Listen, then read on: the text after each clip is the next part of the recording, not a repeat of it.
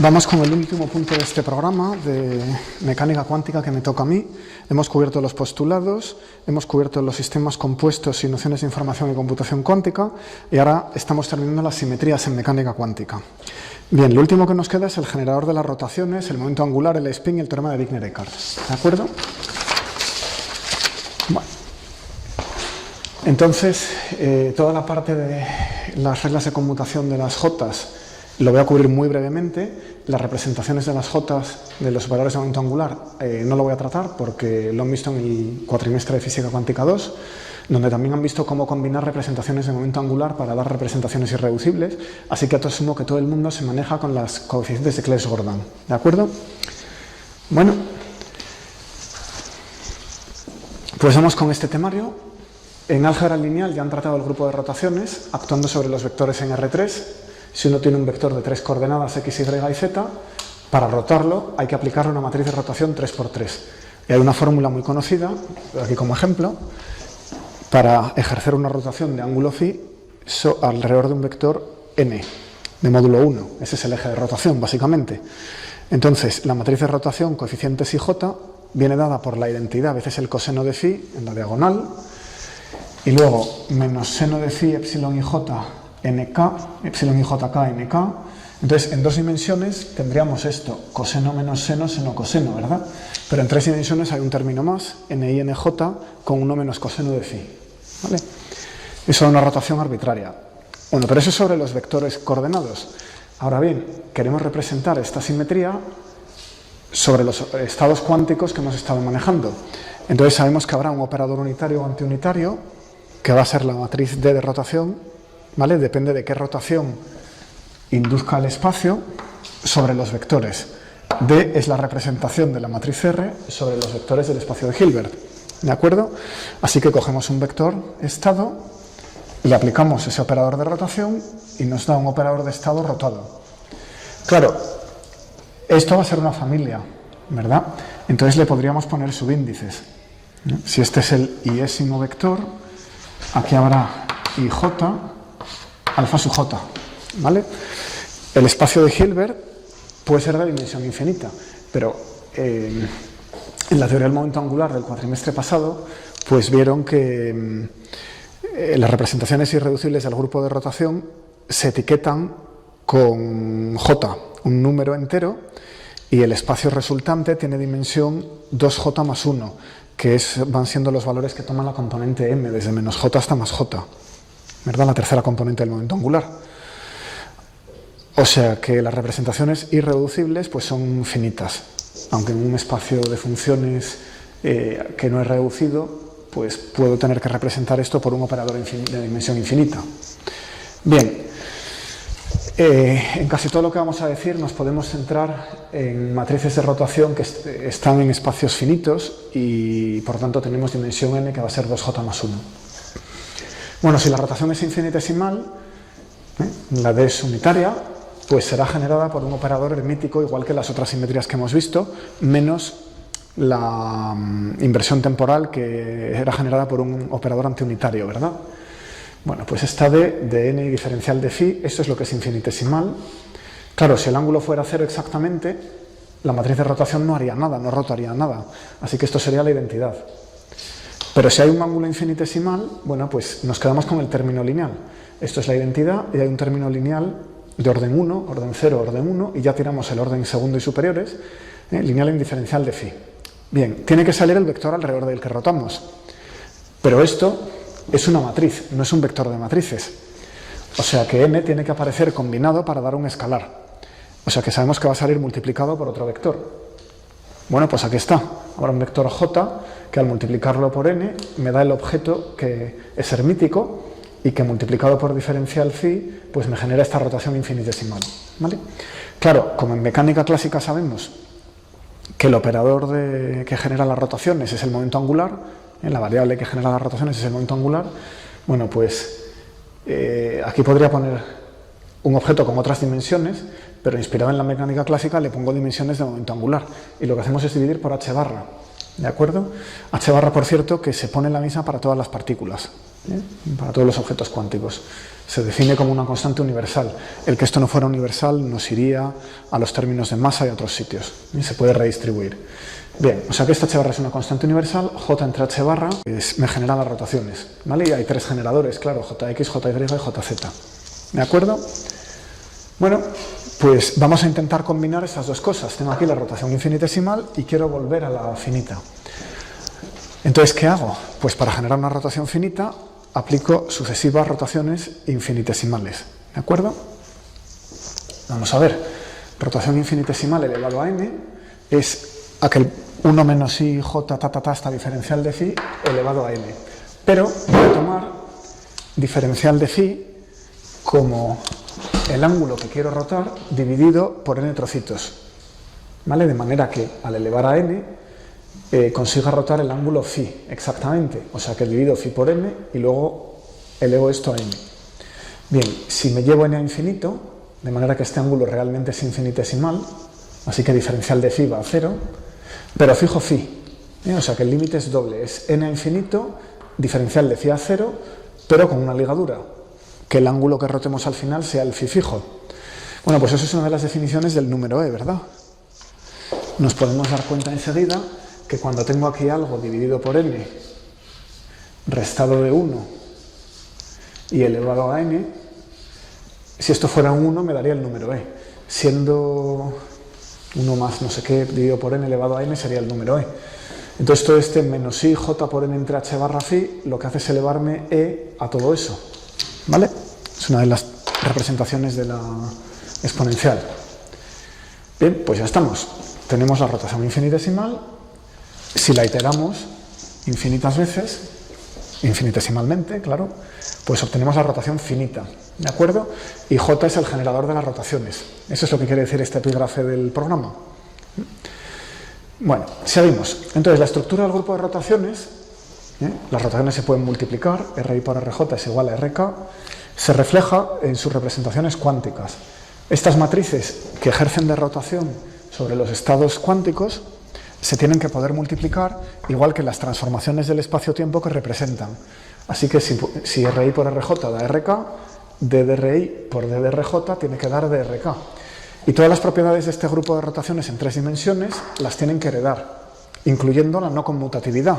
Sabemos que las rotaciones alrededor de ejes distintos no conmutan. No es lo mismo hacer esto y luego esto que hacer esto y luego esto. El pulgar apunta en otra dirección. Bueno, infinitesimalmente, esta operación de multiplicación la puedo organizar como R alrededor del eje X con phi igual a epsilon infinitesimal multiplicado por R de Y epsilon, ¿vale? Y voy a ver que no es conmutativo. Entonces, si le restamos R de Y epsilon por R de X epsilon, lo que he hecho ha sido coger la rotación de X y la rotación de Y en orden inverso y restarlas. Eso es el conmutador de las dos. Bueno, pues se lo vamos a dejar a la hoja de problemas. Van a tener un problema de rotaciones clásicas haciendo esto. Lo que resulta claramente es una rotación alrededor del eje Z de parámetro epsilon cuadrado y menos la identidad. ¿Vale? Bueno, pues esta operación de no conmutatividad la tiene que satisfacer también las Ds. ¿Vale? El que las rotaciones alrededor de un eje y alrededor de otro no conmuten tiene que ser una propiedad que hereden las Ds. Tenemos que verla al multiplicar dos de ellas. Y lo mismo con el elemento inverso y con la asociatividad del producto y las propiedades que se piden de los grupos. ¿De acuerdo? Bien, pues vamos a ver esta propiedad. Expandimos la representación cuántica. Entonces expando la D según teníamos en esta pizarra. Es aproximadamente 1 menos i j por n dividido por h barra. ¿Vale? Bien, expandimos la primera alrededor del eje X, ¿y qué me da? Claro, como aquí tengo una X, esa n es una X, esta n es una X, por tanto aquí recojo jx. Así que aquí tenemos j sub x. A segundo orden, j sub x al cuadrado, epsilon al cuadrado, dividido por 2 factorial. ¿Verdad? Lo mismo con la y. R de y, hay que expandir esta exponencial, pues 1 menos i j i epsilon h barra, menos j cuadrado, epsilon cuadrado, 2 factorial, h cuadrado. Da igual expandir esta exponencial que ejercer esta multiplicación dos veces. Hasta términos de orden superior, los dos resultados dan lo mismo, ¿no? Bueno, y le resto lo mismo cambiando x por y. para que sea el conmutador. O sea que esto lo vamos a restar, pero cambiando el orden de los dos factores. Y lo que va a quedar es 1 menos i jz epsilon cuadrado entre h barra cuadrado. ¿Por qué? Porque es lo que hacen las rotaciones clásicas. Me dejan una rotación alrededor del eje z de parámetro epsilon al cuadrado menos 1. Bien, el menos 1 me lo llevo aquí y la rotación del espacio R3 me tiene que inducir esa rotación infinitesimal, como el parámetro aquí es epsilon cuadrado, aquí también. Rotación infinitesimal de los estados cuánticos. Pues vamos a sacar esta cuenta. Y con eso deberíamos recuperar las reglas de conmutación entre los operadores J de momento angular. Entonces esto es 1 menos i jx epsilon entre h barra cuadrado menos i jy epsilon entre h barra cuadrado menos jx cuadrado dividido por 2h barra cuadrado menos jy cuadrado epsilon cuadrado dividido por 2h barra cuadrado menos jx jy epsilon cuadrado dividido por h barra cuadrado. ¿De dónde viene eso? De multiplicar estos dos términos. Tengo estos dos por estos dos y luego tengo el epsilon cuadrado por el 1 y el otro epsilon cuadrado por el otro 1. O sea que hasta orden epsilon tengo 6 términos. Eso es. Y el doble producto sale 2 veces. Tengo este jxji, tengo este por este, que es jxji, es este de aquí. Bueno, lo mismo con el otro. Entonces ahora escribo lo mismo cambiando la x por la y. Este término es el mismo y se cancelan. Este término va a ser i jy epsilon entre h barra cuadrado y se cancela con este. Luego viene, tengo que cambiar la y por la x, jx epsilon entre h barra cuadrado que se cancela con aquel. Después ji cuadrado epsilon cuadrado entre 2h barra cuadrado se cancela con aquel. Jx cuadrado epsilon cuadrado 2h barra cuadrado se cancela con este otro. Y finalmente me queda un más jx partido h barra cuadrado epsilon cuadrado con un menos. Es lo mismo, pero he cambiado x por y.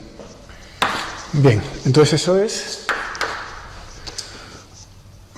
1, según el lado derecho, este que está aquí abajo, menos 1, bueno, los puedo cancelar aquí ya, fuera los unos, y me queda simplemente menos i jz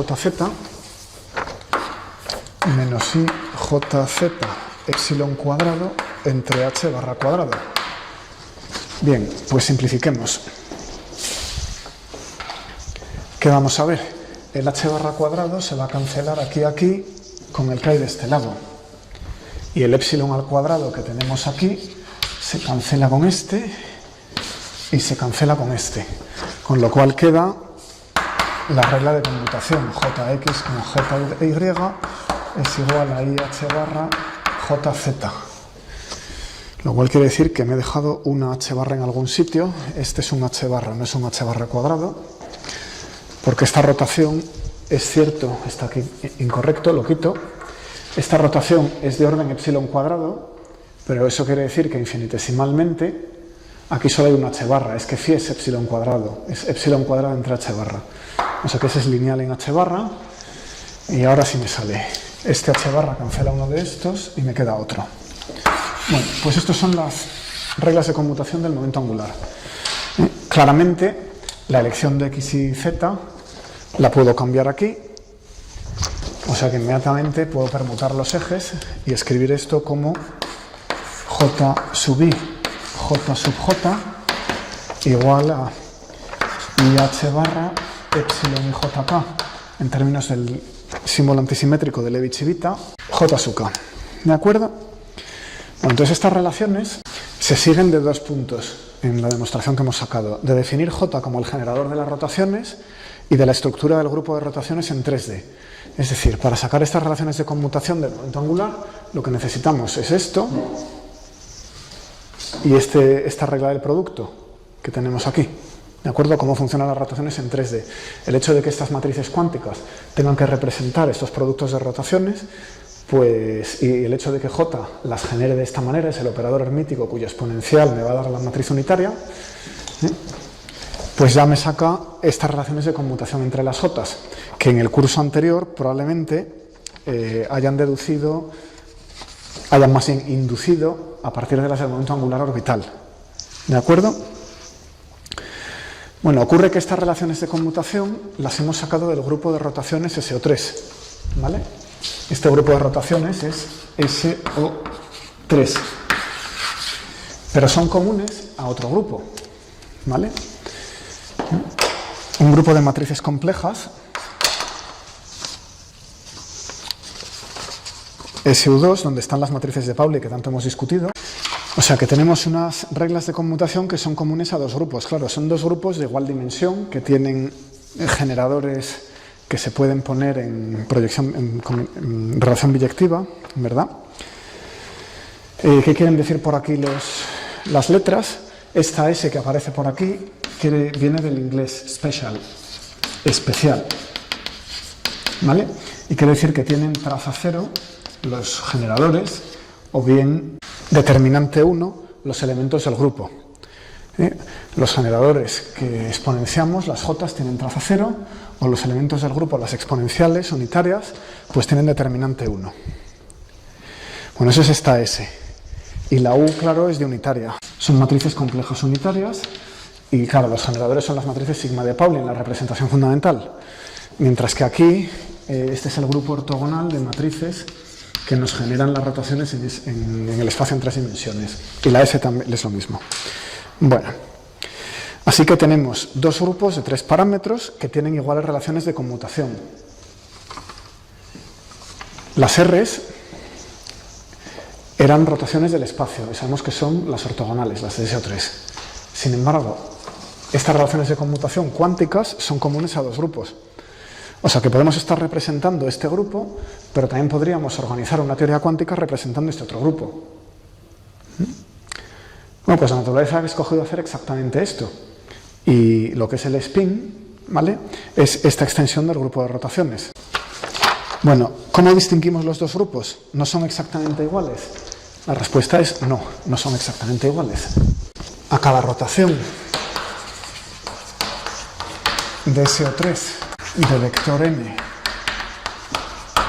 y de ángulo phi, le podemos asignar dos rotaciones de SO2. O sea que aunque ambos grupos tienen 3 dimensiones y tienen 3 generadores, globalmente no son iguales. A cada vector del grupo de rotaciones en 3 dimensiones le tocan 2 de SU2. ¿Cómo es esto? Pues fijaos, en efecto,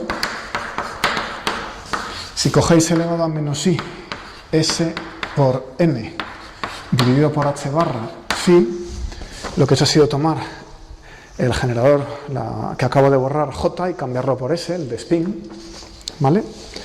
Que es lo mismo que elevado a menos i sigma por n phi dividido por 2, que es lo mismo que coseno de phi medios por la identidad menos i sigma por n seno de phi medios, que por cierto también se suele dar en términos de los parámetros de Cayley-Klein. Vamos a hacerlo en otro color que es una nota, verdecito. Una manera alternativa entonces de representar esas matrices de Pauli es en términos de estos parámetros de Cayley-Klein, y la matriz de rotación es de la forma AB menos B estrella A estrella, que tiene que satisfacer que la suma de los módulos al cuadrado de A y de B sea 1. ¿Vale? Bueno, entonces eso, claro, tiene 3 parámetros. 2 números complejos, impongo una ligadura, quedan 3 números. Y estas matrices pues son de SU2, se puede ver fácilmente. Bueno, entonces, estaba diciendo, la rotación la estamos escribiendo como coseno de phi medios menos i sigma n seno de phi medios. ¿Vale? Pues ahora tomad la identidad. ¿Quién es la identidad? ¿Vale?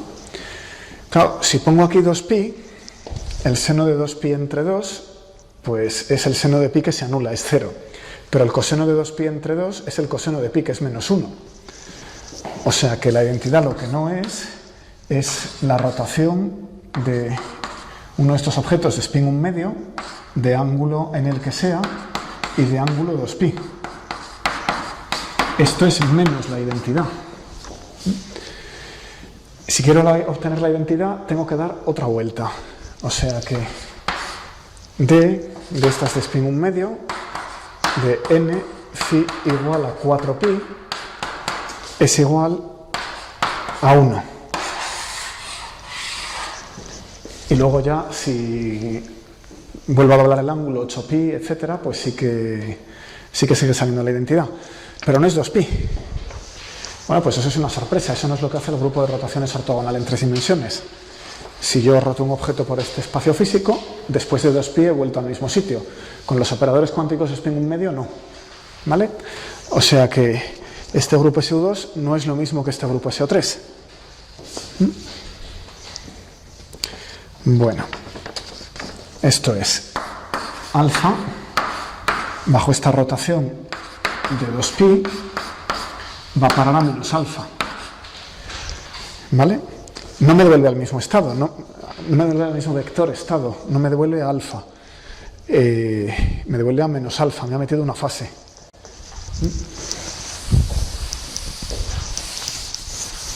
Está representando el grupo de rotaciones, pero en los vectores estado mete una fase. Técnicamente, vamos a escribirlo aquí.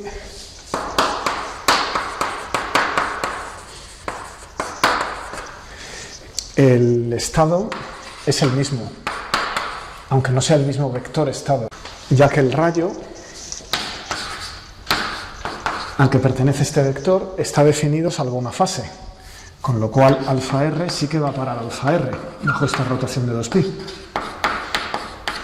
Pero el vector estado no. Bueno, esto se llama una representación proyectiva del grupo de rotaciones.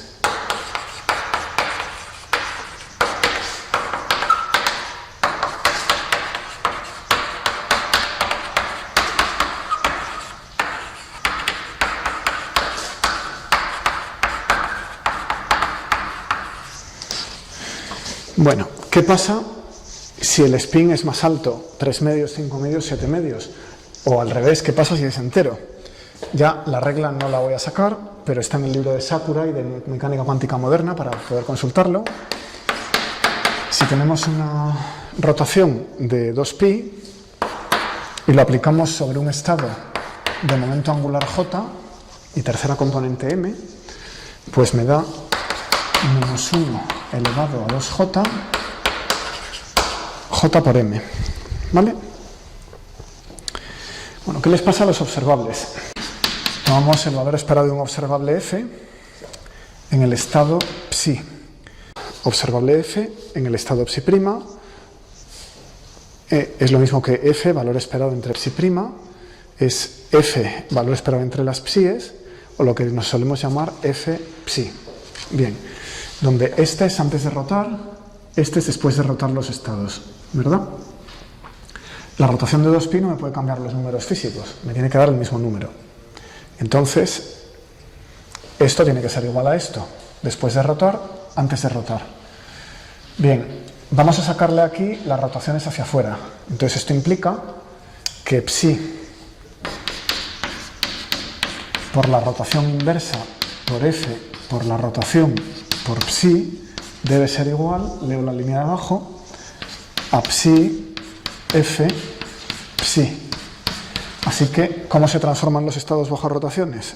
Pues, bueno, los signos se cancelan, la rotación es de 2pi, hay un signo, pero se cancela aquí y aquí, y me queda que una rotación de 2pi por el observable por la rotación inversa de 2pi tiene que ser igual a f. Este comportamiento hace parecer algo que se llama regla de superselección. Esto es algo que no hemos discutido todavía. Lo podríamos haber discutido cuando hablábamos de los postulados, pero esa es la primera vez que nos aparece. Lo que ocurre es que esta f, si bajo rotaciones de 2pi se tiene que comportar así, eso quiere decir que si tengo un objeto que según esta regla tenga un signo más, alfa vaya a parar a alfa, es decir, que j sea entero.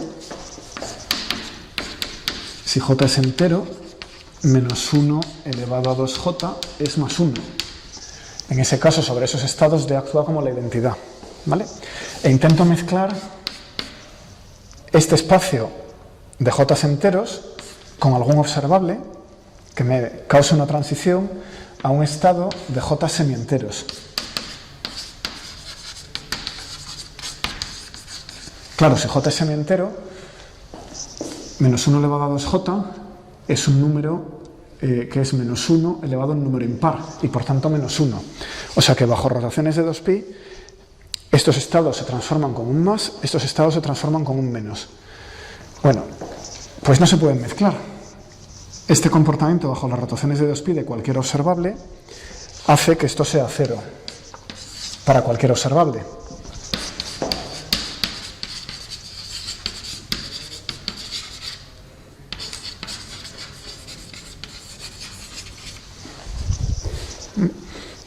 Y por tanto la matriz F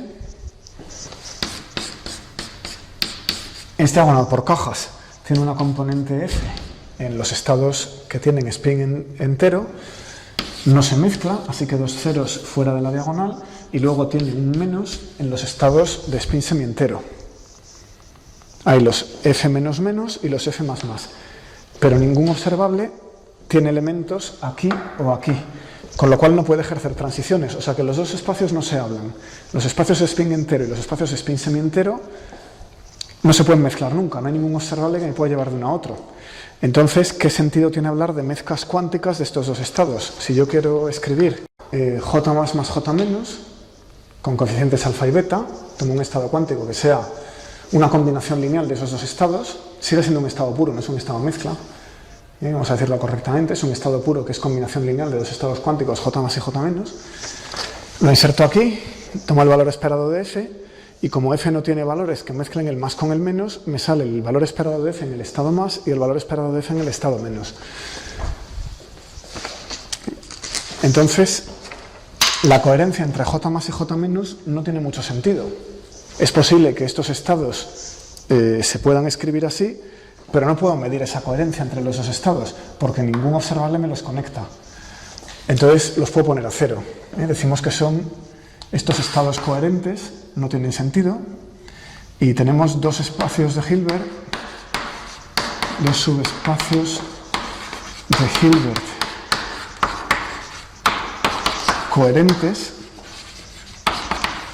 que son el más de spin entero y el menos de spin semientero. Y los postulados y toda la maquinaria que hemos desarrollado se les aplica separadamente.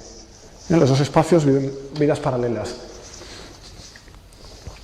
¿De acuerdo? Bueno, hay otra regla de superselección, además de esta de las rotaciones de 2pi. Esta es la regla de superselección de las rotaciones de 2pi, pero hay otra, que es la de la conservación de la carga eléctrica. Hasta donde sabemos, no hay ningún operador que cambie la carga eléctrica. Es un número cuántico exacto. Con lo cual, el espacio de Hilbert de cualquier sistema se parte en subespacios con los que tienen carga eléctrica 1, los que tienen carga eléctrica 0, los que tienen carga eléctrica menos 1 o la que sea. Y no se conectan entre ellos. Desde el principio de una reacción hasta el final, la carga eléctrica siempre va. ¿De acuerdo? O sea que esta es otra regla de superselección segura, que parte del espacio de Hilbert en estados coherentes y las coherencias entre ellos no tienen sentido. Bueno, cierro esta digresión sobre la regla de superselección y vuelvo a la relación entre SO3 y SU2. ¿Vale? Imaginaos que cogéis una rotación que es un elemento de SO3 y la representáis con un puntito. Tomad un entorno alrededor de ese punto, un disco que va a ser un grupo de elementos cerca de ese elemento de SO3. Pues a ese le corresponden dos entornos en SU2. ¿Vale? O sea que estas rotaciones en SU2 corresponden a esta y esas también. Por ejemplo, las de 2pi y las de 4pi. O sea que SU2 se dice que recubre a SU3 doblemente. Esto es localmente, cerca de cualquier rotación, moviéndonos infinitesimalmente alrededor de ella. ¿Qué pasa globalmente? Bueno, pues entonces vamos a representar el grupo de rotaciones como conjunto por una esfera sólida.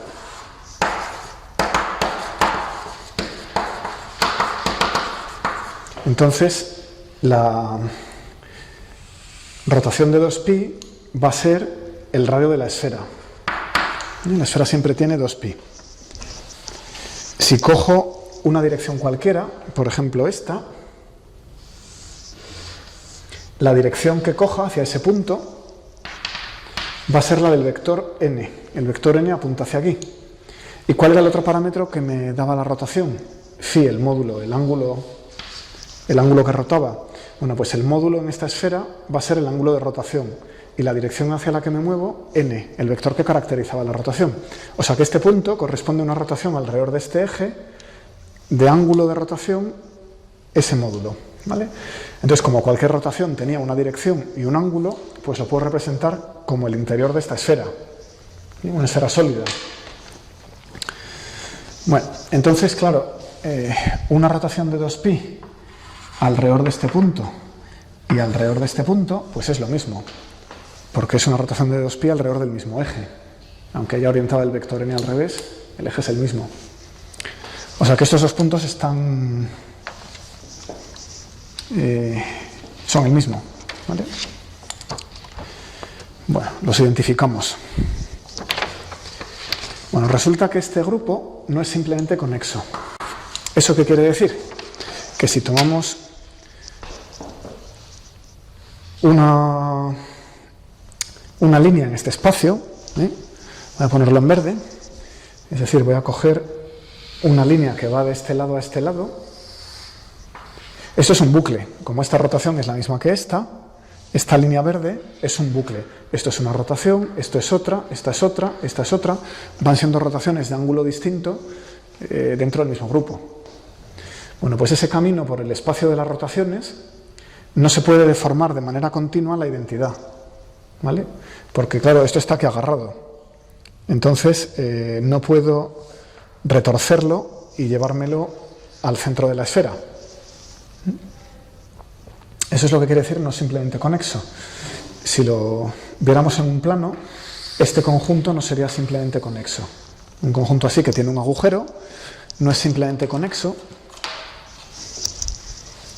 porque este camino por el conjunto no se puede deformar al origen, que es cero. Porque, de hecho, el cero ni siquiera está en el conjunto. O sea que puedo intentar aplastarlo, pero no paso de aquí. O sea que si tengo un camino que no puedo deformar al origen de manera continua, se dice que no es simplemente conexo. ¿De acuerdo? Bueno, pues SO3 no lo es. Es un conjunto de rotaciones que no es simplemente conexo. Bueno, entonces, el ejemplo clásico de esto es el de la bailarina balinesa. ¿Cómo era la cosa? Mis pies están fijos en el suelo. ¿De acuerdo? No los voy a mover. Entonces pongo aquí la mano y ahora voy a rotar 2pi. Fijo los pies, ponemos aquí la velita, roto 2pi, y ahora tengo aquí la velita, si acaso, la palma siempre, en este movimiento la palma ha ido boca arriba, ¿de acuerdo? O sea que he ejercido una rotación de 2pi y donde estoy, no estoy en el origen, no he vuelto al mismo punto. Es una rotación de 2pi, debería dar lo mismo, pero como tengo este punto fijo, pues, y solo he rotado esta parte del sistema, pues no he vuelto al mismo punto. ¿Cómo deshago la rotación? Bueno, podría ir al revés, pero eso es usar el elemento inverso. Lo que voy a hacer es seguir rotando en el mismo sentido. Sigo rotando en el mismo sentido, y voilà, estoy donde empecé. O sea que una rotación de 4pi sí que me lleva al mismo sitio. Bueno, hay otro ejemplo con el cinturón. Vamos a coger un cinturón y fijamos un extremo. La hebilla apunta hacia allí, este extremo lo fijo y voy a rotar la hebilla 2pi. Y ahora intento deshacerlo, pero con la hebilla siempre apuntando al mismo sitio. No puedo, salvo que haga la rotación inversa, claro. Pruébenlo, ¿vale? Repito. Cojo el cinturón estirado y lo giro 2pi, ¿vale? Y ahora esto, aunque lo meta por aquí, sigue enredado, no vuelve a dar lo mismo. Bueno, pero ahora fijémonos qué pasa si lo estiro, si lo roto, otro factor 2pi, ¿vale? Ahora tiene 2 vueltas. Bueno, si tiene 2 vueltas, sí que puedo hacerlo. Hago así, me hace falta la mano y ¡bup! El cinturón ha quedado estirado. O sea que puedo deformarlo continuamente, ¿vale? Podemos ir de una rotación de 4pi a la identidad de manera continua. Sin embargo, con una de 2pi no. Bueno, pues ¿qué nos queda aquí? Nada, decir que las clases de equivalencia, y ya cerramos esta parte, de caminos conectando 1 y la rotación de vector n y ángulo phi, eso es lo que los matemáticos llaman una homotopía. Se puede definir sobre ellas una operación de multiplicación. Bueno, y ese grupo es el recubridor, que aquí para el grupo de rotaciones resulta ser SU2. Y SU2 contiene 2 copias de SO3. Pues para exponer este fenómeno cuántico, el que los estados están representando este recubridor SU2 y no SO3 directamente, ¿vale? Aunque localmente son 2 grupos iguales, las relaciones de conmutación son las mismas, pero globalmente se diferencian en que este SO3 no es simplemente conexo y que hay 2 copias de SU2 por cada SO3, ¿de acuerdo? Por cada elemento de SO3 tenemos 2 de SU2. Bueno, pues en los años 70 se organizaron experimentos que culminaron en 2 artículos citados por Sakurai, H. Ranch y otros, Physics Letter A, este es Physics Letters A, número 54, 425 de 1975, y Werner y et al, Physical Review Letters, número 35.053, también del año 1975. ¿De acuerdo? Bueno, ¿cómo funcionan estos experimentos? Que nos enseñan que en efecto tenemos SO3 y no SO2. Bueno, pues se dispone una fuente de neutrones, típicamente un reactor nuclear, y se hacen ir los neutrones por 2 brazos de un interferómetro. El A, donde se propagan libremente, el B, donde se va a disponer un campo magnético. En una zona del recinto B se dispone un campo magnético B, ¿de acuerdo? Y al otro lado del interferómetro se busca esa interferencia. ¿Qué hamiltoniano tenemos en este campo magnético? Pues el hamiltoniano va a ser S por B, es lineal en B, es proporcional al spin, pero claro, aquí lo que entra es el momento magnético. ¿Cuál es el momento magnético de un neutrón? Pues es el spin multiplicado por algo, que es el factor giro magnético del neutrón, que es 1,91, con un signo menos, y luego la carga del electrón dividido por la masa del neutrón y C. Y claro, B es el módulo de B por la dirección Z. Entonces esto da, a lo largo de la dirección Z, pues la componente de B, vamos a llamarla B o BZ, y podemos absorberlo, esta B, esta Gn, esta E, esta M y esta C, en una constante que va a ser omega, la frecuencia de precesión, y va multiplicado por SZ. ¿Vale? Este es el factor giro magnético del neutrón, carga del electrón, masa del neutrón, velocidad de la luz. Bien, pues todo eso lo agrupamos en la omega, que como vimos en mecánica clásica, pues da la precesión del spin, ¿vale? Veces SZ. Entonces esta omega n es G sub n B entre M sub n C. Bueno, pues imaginemos ahora que el neutrón está cruzando esto y tarda un tiempo t, ¿vale? T es el tiempo de cruce del campo magnético. Pues entonces el neutrón que va por el camino de arriba y el neutrón que va por el camino de abajo tienen un desfase. ¿Cómo es grande? Pues es la exponencial del hamiltoniano veces el tiempo dividido por h barra. o si queréis, es elevado a menos más y omega t partido por 2. Me he dejado una h barra por algún sitio, hablando de h barra.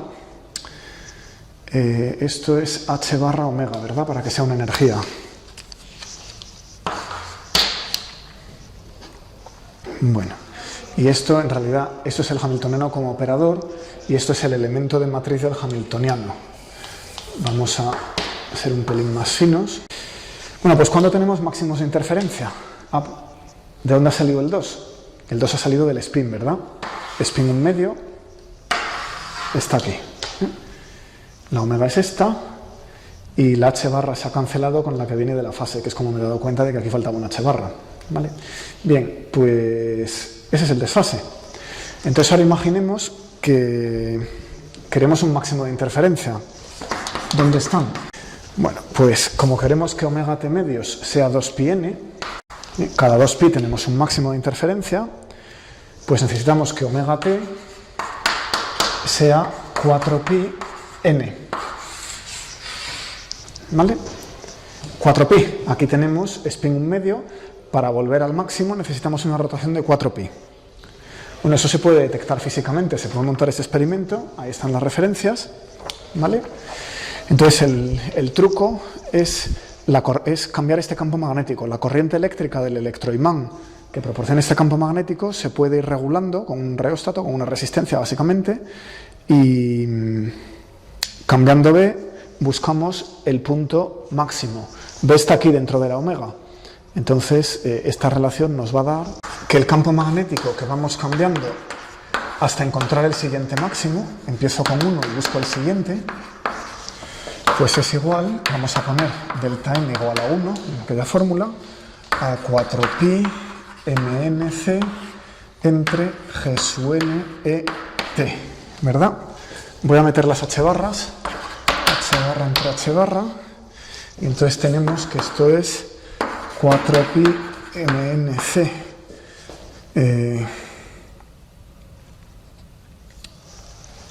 Y voy a cambiar, esto va a ser v, un momento, porque voy a cambiar esa t, el tiempo de vuelo, por el espacio recorrido, L, entre la velocidad. El brazo del interferómetro entre la velocidad va a ser el tiempo de vuelo. O sea que esta t va a ser L entre v. Y claro, esa v sube arriba y la tengo aquí. Y voy a traerme una de las h barras y voy a dividir por aquí por h barra, que me va a dar una combinación muy bonita. Luego me queda h barra c por otra parte. Y en el denominador g sub n L. Bueno, pero esta cantidad, el 4π lo sacamos, que es lo que andamos persiguiendo, la rotación de 4π, no de 2π. Saco el 4π y esto que me queda por aquí, pues es el momento, mn por v es el momento dividido por h barra, ¿vale? Que lo puedo escribir como una longitud de onda. Esto es h barra c entre la longitud de onda de de Broglie, g sub n L, reducida, con h barra en vez de con h. Esa es la longitud de onda reducida de los neutrones. Bien, esto depende de la energía de los neutrones, es decir, de la velocidad. Cuando los produzcamos tenemos que saber qué energía llevan. Si sabemos eso, la L es el brazo del interferómetro. Otro dato experimental, la carga del electrón se conoce, el factor giro magnético del neutrón ya sabemos que es menos 1,91, h barra c son dos constantes conocidas, de manera que estamos comprobando el 4π.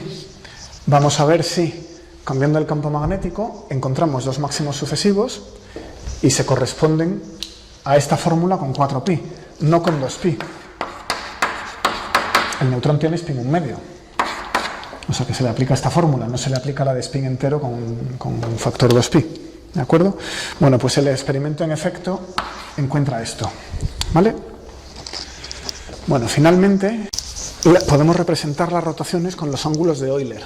Un comentario más sobre estas representaciones del grupo de rotaciones. Esto es alfa, beta y gamma en lugar de un vector y una dirección. De esta manera hemos estado discutiendo un eje y un ángulo alrededor de ese eje.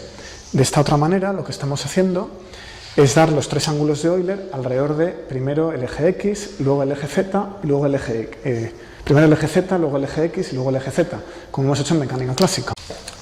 Así que una rotación alfa, beta, gamma la podemos representar por un producto de tres: RZ de alfa, RI de beta, RZ de gamma. Pero hay una diferencia. En mecánica clásica pues hablábamos del spin, de la precesión y de la nutación, ¿verdad? Y eran ángulos que se referían a los ejes del cuerpo. Tomamos el eje Z y el eje X sobre el cuerpo, con lo cual la primera rotación era sobre el eje Z, pero la segunda no era sobre el eje X del sistema fijo del laboratorio, sino que como la pera se había girado, ahora teníamos el eje X en otro sitio. Encontrábamos la línea de los nodos, etc. Bueno, en mecánica cuántica eso se encuentra inconveniente, sobre que este spin un medio, se van a tomar ejes fijos en el espacio y no en el cuerpo. Así que primero se rota sobre el eje Z, luego sobre el eje Y en el mismo sistema de coordenadas y luego sobre el eje Z. Y de esa manera se lleva un sistema de tres ejes a cualquier posición que queramos en el espacio, ¿vale? Igualito que en mecánica clásica, pero ejes fijos en el espacio. ¿De acuerdo? Bueno, y la otra diferencia es que el eje X lo hemos cambiado aquí por el eje Y. Eso no tiene importancia, en mecánica clásica se podía haber elegido también el eje Y, pero aquí sí la tiene por cómo hemos tomado las matrices de Pauli. La Y es la que estaba distinguida, que era imaginaria pura, mientras que la X y la Z eran matrices reales. Entonces, para que lo que voy a escribir salga un poco más bonito, ahí se toma el Y en vez del X. Con esas dos diferencias es lo mismo que en mecánica clásica. Entonces vamos a representar esto en el espacio de estados cuánticos, así que tenemos una matriz que rota los estados cuánticos, que es un producto de tres matrices: dz de alfa, dy de beta, dz de gamma. Bueno, si lo trabajáis con las matrices de rotación 2×2 conocidas alrededor del eje Z y del eje Y, ¿de acuerdo? De hecho os lo voy a poner en una hoja de problemas, así lo trabajáis, es muy fácil. Pues queda el elevado a menos i alfa más gamma partido por 2 coseno de beta medios. Luego tenemos menos elevado a menos i alfa menos gamma seno de beta medios. Esto está partido por 2. Aquí lo mismo, pero con un más, elevado a más i alfa más gamma partido por 2 coseno. Y por aquí lo mismo, pero con un signo más. No me cambia también la fase. Vamos a escribirlo porque me cambia la fase. Aquí lo que tenemos es más elevado a más y alfa menos gamma medios seno de beta medios. Ahora sí. Bueno, eso será uno de los problemas.